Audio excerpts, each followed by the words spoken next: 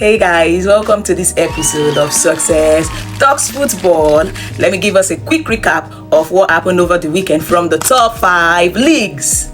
So guys, in the Premier League, the battle of the top 5 is still fiercely contested. What do I mean? I mean Newcastle, Chelsea and Aston Villa are all on the same point as it stands, and they have just one match left. Then Man City and Nottingham Forest also on the same point, 65-65. However, Man City has got an outstanding to play. So it means that if they win the outstanding, they will be third in position. Yeah, third in position, because they will now be 2 points ahead of Newcastle, Chelsea and Aston Villa. Do you understand? So it means that Man City still has an edge over these other teams, but they have to win that match. If they do not, it's going to be an issue for them. Do you understand? It will now be just one match left. Now, the last match, they all have to win it.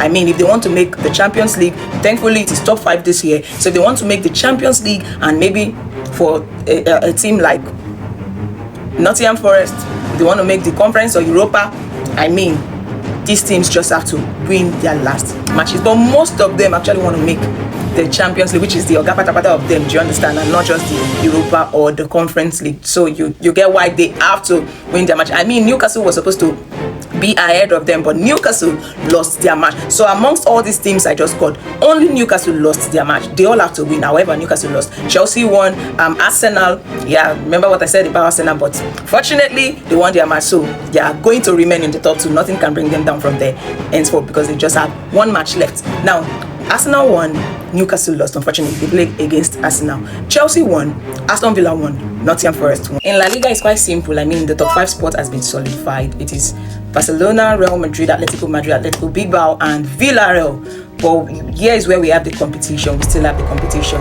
It is on the team that is going to qualify for Europa and the Conference League. So we still have Real Betis, is going to qualify for Europa, whether they win the finals against Manchester United or not.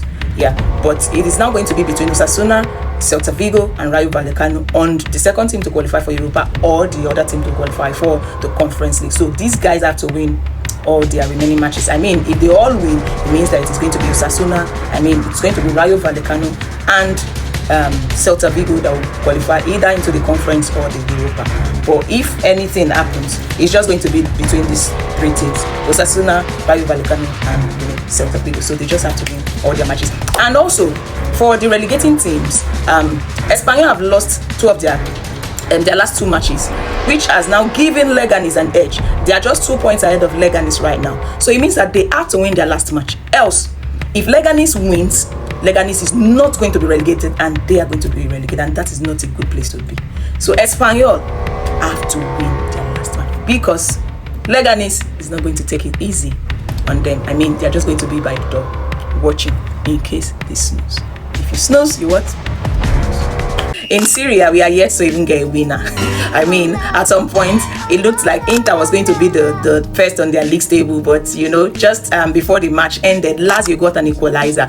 So it was a 2-2 draw for Inter versus Lazio, while Napoli also had a goalless draw between Parma and Napoli. Lazio needed that match because Lazio also wants to qualify for the Champions League. They needed a win or maybe a draw to still give them that hope, but they drew, and it was rather unfortunate for Inter Milan, who could have just be 1 point ahead of Napoli. So they have to, it is the last match now, the 38th match of the season, that is going to decide who is going to win the Serie A. Imagine dragging the competition to the very end. Man, that's some interesting thing there. So, however, the first, second and third position is sealed. I mean, on those that are going to qualify. Where the competition is now is who is going to occupy the 4th position. Juventus is currently in the 4th position, but they are standing on 1 foot. What do I mean? They are just 1 point ahead of AS Roma and 2 points ahead of Lazio. It means they have to win their last match. If they do not and Roma wins, Roma is going to be ahead of them. If they do not, if Roma also doesn't win and Juventus doesn't win and Lazio wins, Lazio is going to be ahead of the 2. So it's still competitive there. In Serie A, we are also yet to know the teams that are going to be relegated, even though some are in the position already. Monza is relegated already, but we have Venezia, we have Empoli, we have Lis. Now, Lis and Empoli are on the same point. However, Lis is ahead. Maybe they use them head-to-head or goal difference, but they are ahead. Then while they are 2 points ahead of Venezia. So it means that they all have to win their last matches, because if Lis and Empoli loses their last match and Venezia wins, Venezia that is 2 points behind them will not be relegated and they will be relegated. Do Do you understand? So it means that Empoli have to win their last match. Leeds, who is at advantage here, all they need to do is win their last match, not to be relegated. Isn't Serie A interesting in this season? So we have to look out for all of them in the last game of the season to know the teams that are going to be relegated. The season has ended in the Bundesliga, but I feel bad for Leipzig. I mean, for the first time since the 2016-2017 campaign, they did not qualify for either the Champions League, the Europa, or the Conference League. I feel bad for them. I mean, just weeks ago, it was Dortmund in their position. They were in the top 4 for the most part of the season, and just look at what has happened to them. I mean, isn't football just crazy? Come on. So the top 4 teams that are qualified for the Champions League are Bayern Munich, Bayer Leverkusen, Frankfurt, and Dortmund. While the relegated teams are Holstein Kiel, Bochum, and Udenheim. Udenheim is going through the relegation playoffs, so their position isn't known yet until the playoffs. If they win the playoffs, they will not be relegated. But if they lose, I feel bad for Leipzig. I enjoy them in the Champions League. It's really unfortunate. Also, the Serie A has rounded up the 2024-2025 campaign season, and then the teams that qualified for the Champions League are PSG, Marseille, and AS Monaco. Nice will have to go through the Champions League qualification. Then we have Lille that qualified for Europa, and then Lyon that qualified for the Conference League. While the relegated teams are Montpellier and Saint-Etienne. Reims will have to go through the relegation playoffs. I want to talk about something. I like the fact that some teams that are not considered A-list teams qualified for some competition and they won. First, it was the Coppa Italia where Bologna won AC Milan after how many years? 100 and something years or so. Do you understand? So it was really exciting to see them lift a trophy. Wow.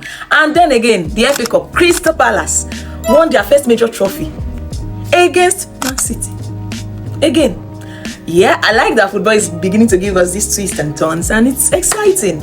But Manchester City, Kilo Shane, what has happened to you guys this season? Wow. I will not be shocked if I do not see them in the really NEPA. Really, you have to do this. Anyway, thank God we are getting to the end of this episode. Well, again, I would say I will not be shocked if I do not see Manchester City in the Champions League for next season. I mean, they have 2 matches to play, but then looking at how they've been performing in this season, anything can happen. So guys, thank you for staying till the end of this video. You know how we do it. Do not forget to like, share, subscribe, follow, and also comment. Please guys, encourage me. This is not easy. I love you all. Thank you. See you in the next episode. And that's on period.